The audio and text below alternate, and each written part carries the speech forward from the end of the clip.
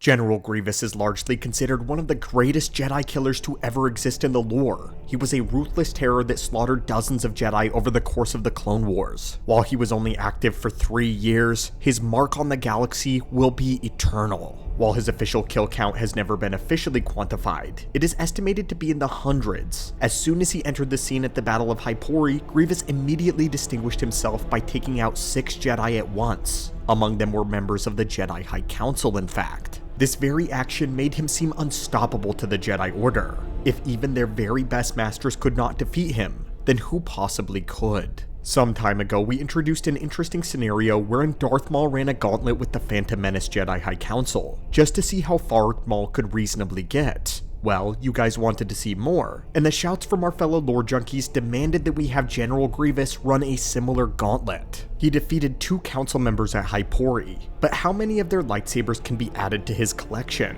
When we took Darth Maul through the ringer, we put him at his arguable peak, which is the Phantom Menace, and then we pit him against the council of that day. And so for today's holocron, we will be taking Grievous at his Legends peak, sending him against the council of his era, Revenge of the Sith. We can already tell you that this one will have many more layers than the Maul Gauntlet did, as unlike most lightsaber combatants, Grievous is not exactly straightforward in many of his capabilities. Not only this, but the power of the late Clone Wars Jedi Council dwarfs that of their Phantom Menace counterparts, so there's nothing left to do now but to get straight into the analysis. But first, we need to establish our rules. Like the gauntlet with Darth Maul, we will be assuming that each of these fighters are solo duels between Grievous and their respective Jedi. For Grievous, there are no Magna Guards present. For the Masters, no calling for the clones or fellow Jedi backup. But I think that is very well understood. What is more complicated though, is Grievous himself and the way he fights, the differences between his fighting styles in his 2 versions. This directly influences power level on a huge scale, and how we'll be able to quantify how far he gets among the council. We talked about this in our versus video when we put Plo Koon against Grievous, but this time the concept of Grievous's 2 versions is extremely important. What we're talking about is that there exist 2 versions which we can quickly label Canon Grievous and Legends Grievous. In canon, the droid general is portrayed as being slower, a hulking brute while he fights, and while he has a distinct bloodthirst for Jedi and laughs with insidious glee at their suffering, he is a slimeball and a coward. If Grievous perceives that he cannot win in canon, he will flee. This is in deep contrast to Legends Grievous, who is shown to be an unstoppable death machine. He does not care if the odds are stacked against him because he embodies a type of power that turns those odds on their head. He's blindingly fast on his feet and impossibly powerful. He also seems to have absolutely no fear and has taken down even groups of the greatest Jedi Masters. The reason this divide exists is because the Clone Wars 2003 team were only given pictures of Grievous's model and told that he killed Jedi. George Lucas hadn't yet fully decided how he wanted to portray the droid general in live action, and so the team had to imagine for themselves how such a being would move and how he would fight. And so they made him terrifyingly unstoppable of a monster that could rival the Jedi at their best. However, this didn't go so well with George Lucas, who felt as though this portrayal could overshadow Darth Vader. Along these lines, he wanted Grievous to present a more visceral threat to Obi-Wan, so he made him move and fight with much more weight, which also translated better to live action than the floaty, agile design and style. But they also decided to make Grievous much more slimy in the 2008 Clone Wars series. Lucas claimed that he wanted to go for a mustache-twirling Saturday morning cartoon villain archetype. With all of this though, there has now been a divide that has been created between the 2 continuities in which one is considered the true version of the droid general. Typically on the channel we stick very closely to Legends, but there is a lot of overlap between both continuities, especially when it comes to Grievous. A lot of the actions that he takes, including his near loss to Kit Fisto, is also considered Legends continuity. This might have caused a problem for us, but luckily we've been saved by the EU writers. In Star Wars Insider Magazine number 86, it luckily gives us an answer which bridges the divide between the 2 incarnations of Grievous. In the comics and other extended material, it is revealed that Grievous actually has repulsor lift technology incorporated into his limbs. They weren't meant to suggest that he could fly or float, but when activated, they could help the droid general easily move his bulk around. This allowed his arms and legs to become lighter and more agile if needed. So what is the true version of General Grievous? Both actually. The general essentially switches between a heavy mode and a fast mode depending on the circumstance. Or perhaps a more accurate descriptor would be a powered down mode and an OP mode. When Grievous finds himself fighting an entire group of experienced Jedi, he of course is going to give himself as much mobility as possible. And again during the Battle of Coruscant, he also uses these elements when fighting yet another team of Jedi to capture the Chancellor. In both of these situations, the repulsor lift elements and technology were warranted.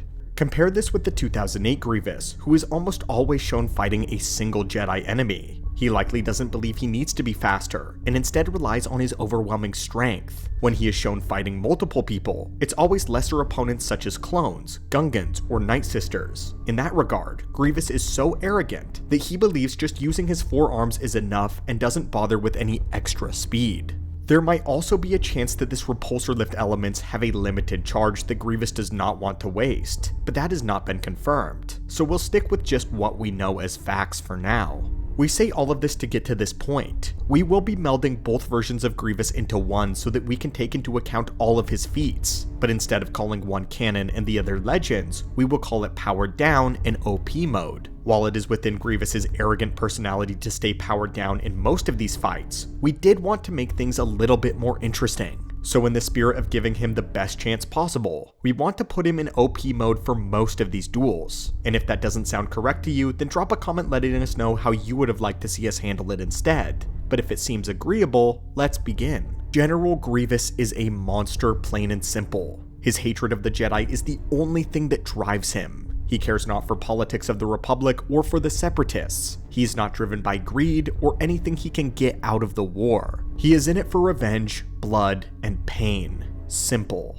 He strives for a galaxy devoid of Jedi life, and takes immense pleasure in every barbaric step that he takes towards that goal. Listing Grievous's powers and feats would be saying one thing over and over again, which is that many Jedi who were touted among the best duelists of their generation stood no chance against him. Although Lord Sidious was waiting for Order 66 to wipe the Jedi out entirely, he still wanted to cause them pain. Because with that came fear, and chipping away at their numbers, which ultimately weakened them for their day of reckoning. This is where Grievous came in. Sidious wanted him to be the perfect Jedi killer for the sole purpose of thinning out as many Jedi as possible. Though of course Grievous had plenty of weaknesses that Sidious and Dooku could exploit, but these weaknesses were hidden from the Jedi. While undergoing his cybernetic transformation, the Kaleesh warlord had wanted his mind to be left untampered, but Dooku had the Geonosian biotechnicians alter his brain without his knowledge. Such upgrades included the installation of combat programming. This would make him smarter, faster, able to move without thinking, making up for the fact that he could not touch the Force. His brain tissue was rewired directly into the electrical signals of his cyborg body, allowing him to move as fast as he could think. However, his memory center was also tinkered with to suppress memories of his past and to increase his aggression. He was a brilliant warlord who had truly embraced the ways of the Sith, even if he himself was not one of them. The general's body featured magnetized talons to clamp onto the deck of a starship or his victims. This happened to be one of Grievous's favorite tools, as he would utilize his clawed feet as extra limbs to grab and throw his enemies. In some cases, he was even fond of wielding lightsabers with his feet in order to add unpredictability into his fighting style. His eyes were also cybernetically enhanced to allow them to survive in a vacuum. Same for his gut sac and internal organs, which were all replaced with synth flesh. However, one of the weaknesses that Sidious implanted was that his gut sac was highly flammable.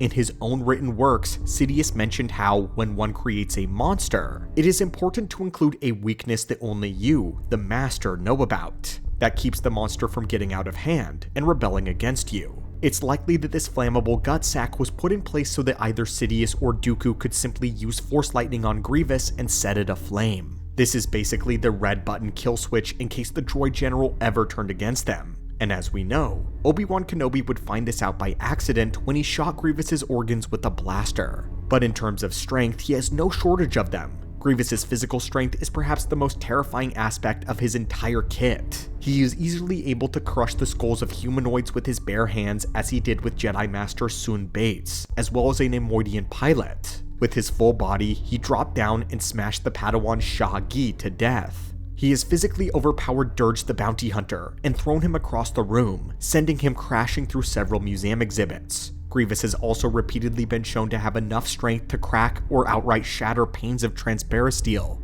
Keep in mind, transparasteel is not glass. It is actually a malleable type of metal pressed into thin, transparent sheets that retain nearly all of the metal's durability while still offering visibility. This is why it was selected for all starships. We've seen just one of Grievous's punches dent the hull of his own starfighter when he fought Obi-Wan, and he was able to completely smash an entire ship console in one strike out of frustration. His armor plating was made of Durasteel composite duranium and Armorplast. Armorplast was a lightweight and a ceramic version of Durasteel. It was extremely expensive and very durable, able to easily withstand blaster bolts. It was only used for top priority projects within the CIS, which so far only included Grievous himself and the ML-432 crab droids. He's been repeatedly shown to withstand heavy blaster fire from clone trooper squadrons, and even explosives at close range. Grievous has managed to tank thermal detonators, sonic grenades, and even missiles on multiple occasions while suffering only minor damage. One of those missiles he took at point-blank range during the Battle of Coruscant.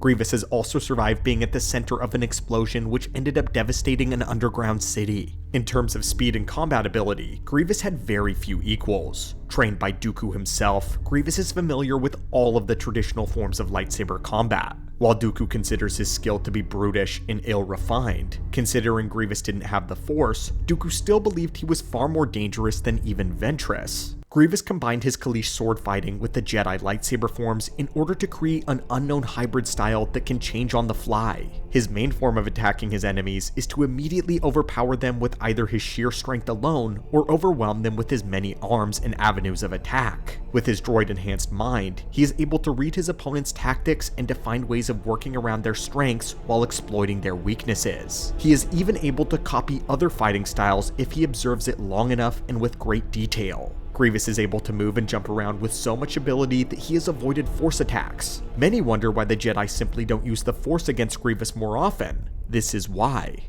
If he doesn't use fear to completely break their ability to tap into it, he can just dodge it. Or as shown in the Battle of Coruscant, sometimes he just tanks it. The Ithorian Jedi Master Roran Korob used his four throats to unleash a Force bellow. This sound wave was strong enough to rip apart pure metal. To respond, Grievous was able to transform his body into a tight pod, and to use his clawed feet to remain rooted. He even managed to resist the bellow enough to march towards the Jedi. To give more characterization to his speed, we need only turn to the Revenge of the Sith novel. Here it says this: the electro drives that powered Grievous's limbs could move faster than the human eye can see. When he swung his arm, it and his fist and the lightsaber within it would literally vanish, wiped from existence by sheer mind-numbing speed, an imitation quantum event. No human being could remotely move as fast as Grievous, not even Obi-Wan. In the duel on Utapau, we actually get figures on just how fast Grievous is moving.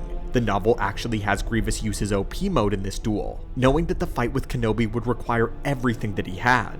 The novel reads this: the electro drivers powering Grievous's mechanical arms let each of the four attack thrice in a single second, integrated by combat algorithms in the biodroid's electronic network of peripheral processors. Each of the 12 strikes per second came from a different angle with different speeds and intensity. An unpredictably broken rhythm of slashes, chops, and stabs of which every single one could take Obi-Wan's life. But after Grievous wasn't getting through the Master of Sarisu's defenses, he began to ramp up his strike speed until it was inflicting 16, 18, and then finally a max of 20 strikes per second. This at last overwhelmed even Obi-Wan's defenses, the man who was said to be the Master of Sarisu and the most notable user of Force speed. We are told that it was only due to Obi-Wan sinking as deeply as possible into the Force that he was able to avoid Grievous's further attacks, and at that point, he was described as moving faster than thought.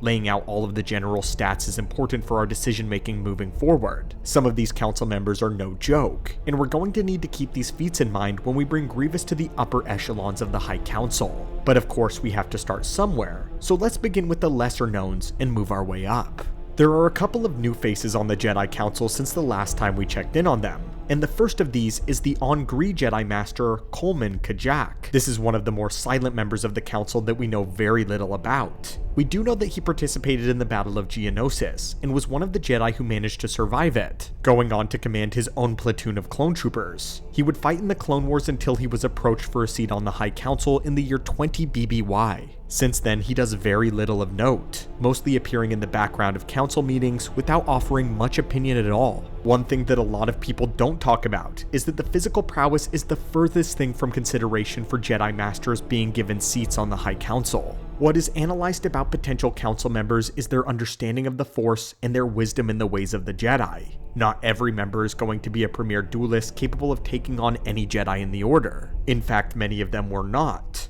Coleman is one of these examples. It is unknown why he was given a seat on the council at all, but it could be anything from uncovering a great historical discovery to political acumen. In fact, we have evidence to suggest the latter, as when Anakin goes to meet Palpatine at the Opera House, it is Master Coleman who is seen in the background attending with Senator Swiet. In a time in the Order's history where politics was at the forefront, such a Jedi Master would have been necessary in helping the Council maintain a good reputation with the Senate while they were rapidly losing faith in the Order. But with that being the case, even powered down Grievous would stomp Coleman to a pulp. The very best duelists of the Jedi have stepped up to Grievous and have subsequently lost their lightsabers and their lives. Coleman stands no chance, so let's move on.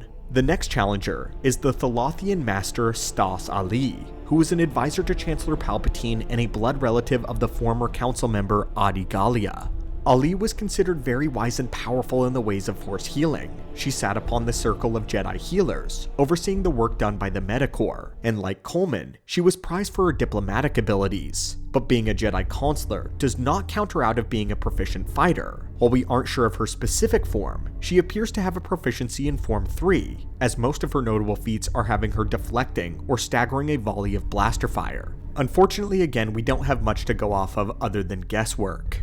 Ali was at the Jedi Temple when the Battle of Coruscant erupted, and she was among the Jedi Masters sent to protect Palpatine from Grievous. Unfortunately, she wouldn't get that far though. Actually, she would never meet Grievous at all. She was with Shaak Ti when the IG-100 Magna Guards attacked. And though she fought well, she would ultimately be incapacitated by the guards. And I think it's more than reasonable to say that if one cannot even make it past Grievous's bodyguards, they don't have a snowball's chance on Mustafar of actually fighting the general himself. So Grievous moves on. Next is the Zabrak Jedi Master Egan Kolar, who would replace Eeth Koth on the High Council. Egan Kolar was also present during the Battle of Geonosis, and was celebrated for his proficiency in lightsaber combat specifically. Kolar actually thought quite highly of himself, and was confident that he could beat anyone. To support this, Mace Windu chose him along with Saesee Tiin and Kit Fisto to arrest the Dark Lord of the Sith, Darth Sidious. However, ironically, Egan Kolar was the very first to die by the Sith Lord's blade, being stabbed and killed without any fight whatsoever. The man he replaced, Eeth Koth, had more feats than he did, and even Koth couldn't defeat a powered-down Grievous, so Egan Kolar does not live to see another day, despite his belief that he could take down the Dark Lord of the Sith.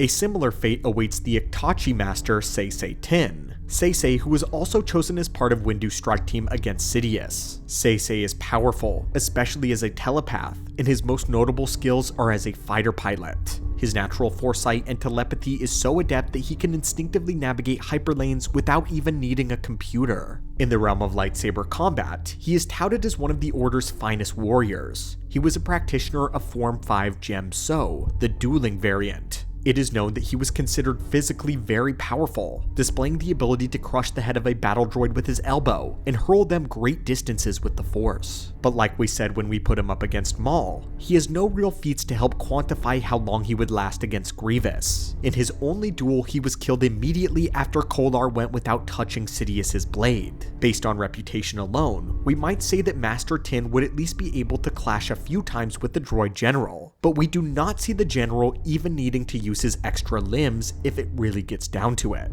The next two are Jedi Masters that we don't have to analyze too closely at all, mostly because Grievous is documented as actually having defeated them already. The first is Shaak Ti. Shaak Ti was described as being extremely lethal with a lightsaber due to her patience and her precision. Windu once commented to himself that if there were any Jedi that you would want by your side in a battle, that it would be Master Shaak Ti. Having said all of that though, she fell in the Battle of Hypori against Grievous. She was disarmed and nearly killed. She managed to force push herself away from his lightsaber, which saved her from death. but she landed in a hard pile of debris, leaving her hospitalized after. The second occurrence was in the Battle of Coruscant, when Shaak Ti managed to outwit Grievous and fend off a small army of his Magna Guards with impressive skill. However, by the time she managed to get to the general, he easily smacked her saber aside and grabbed Shaak Ti by the throat. Rather than killing her outright, he electrocuted her with shock cables, deciding to leave her behind in her shame.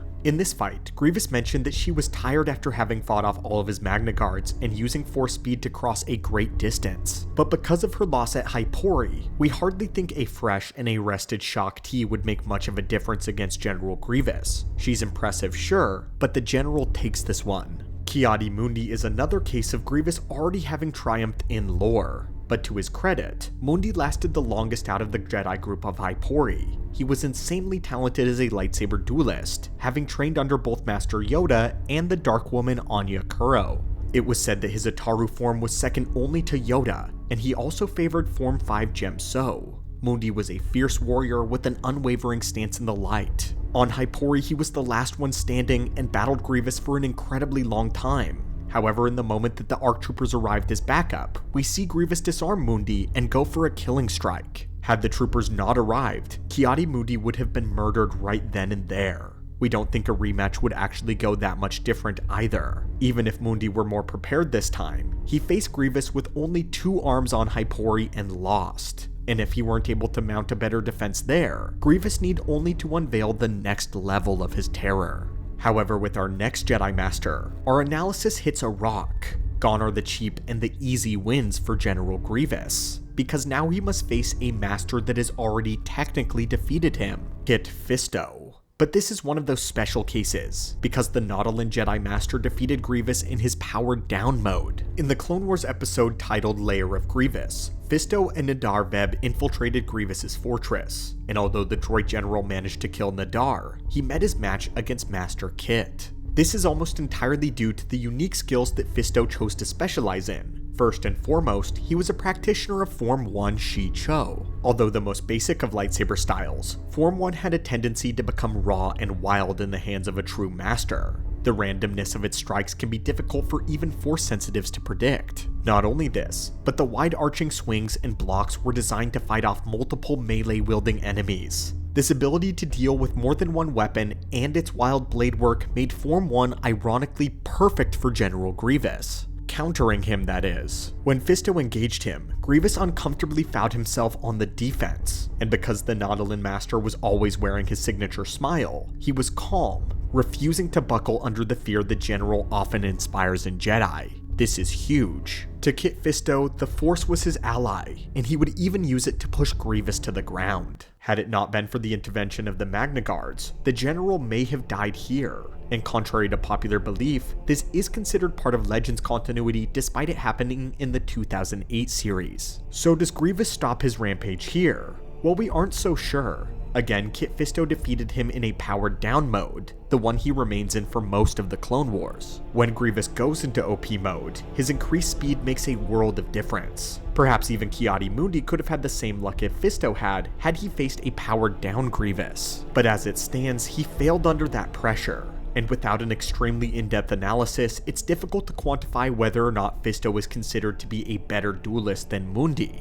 Even if he is, we don't think it would be by a large enough margin to make a difference. Also, one thing working against Kit Fisto is that in Legends, he was defeated by Asajj Ventress, who Grievous has repeatedly proven to be far beyond. To be fair, Ventress was instructed by Dooku to study Fisto's style first, and specifically so that she could learn how to counter him. But in the comic Rogues Gallery, OP General Grievous handily defeated both Ventress and Dirge fighting together. Based on these factors, we have to say that Grievous would have enough to engage Fisto in OP mode, and that he may be able to beat him here. But it's really close, and we'll leave it up to you guys. But similarly to Maul, Grievous's reign of terror likely halts right here at the Keldor Jedi Master Plo Koon. Funnily enough, we actually produced a lengthy video dedicated exclusively to this matchup. So while we'll go ahead and summarize Plo Koon's feats, we actually determined that he would beat Grievous even in OP mode.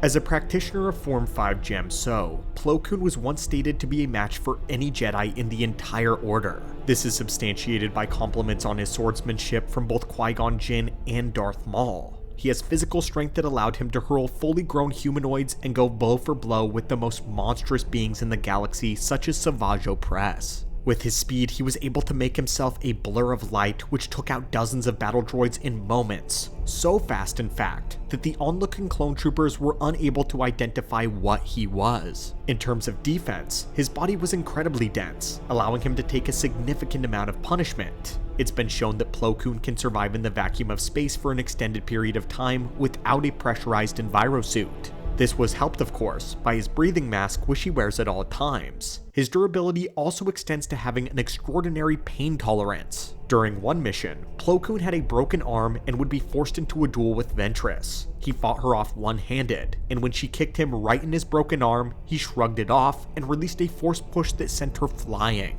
Despite having to fight against both her sabers without the use of his left arm, Plo still managed to disarm her and then caused her to fail her mission. Plo also specialized in many esoteric abilities, including Terminus and Malacia, which is the ability to turn a target's equilibrium against them, inducing and incapacitating them with nausea.